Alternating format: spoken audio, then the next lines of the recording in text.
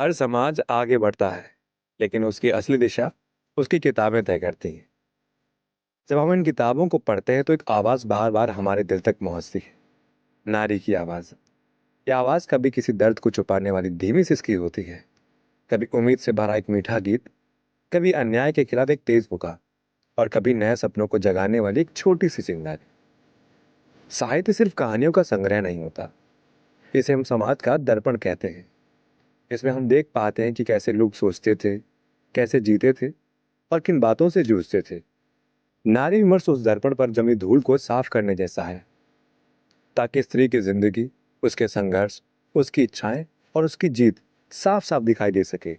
हम जब महादेवी वर्मा को पढ़ते हैं तो उनकी कोमलता में छिपा दर्द महसूस होता है। अमृता प्रीतम को पढ़ते हैं तो लगता है जैसे कोई स्त्री खुले आकाश में उड़ान भर रही हो।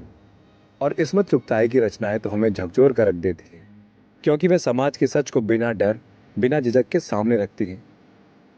इन तीनों की लेखनी अलग हो सकती है, लेकिन इन सब में एक ही धड़कन सुनाई देती है। हर स्त्री का साहस, उसकी इच्छा शक्ति और उसकी आजादी की तलाश। आज का समय बदल रहा है, सोच बदल रही है, लोग नए सवाल पूछ रहे हैं, पर साहित्य हमें समझाता है कि असल बदलाव बाहर की दुनिया में नहीं, अंदर से शुरू होता है। हमारी सोच, हमारे नजरिए और हमारे व्यवहार से। और ये हमारे अंदर की यात्रा है। हमें उन लेखकों के शब्दों को पढ़ना चाहिए जो समाज को सोचने पर मजबूर कर देते हैं। हमें उन कहानियों को सुनना चाहिए जिनमें स्त्री एक सिर्फ पात्र नहीं, बल्कि कहानी की असली नायिका बनकर सामने आती है।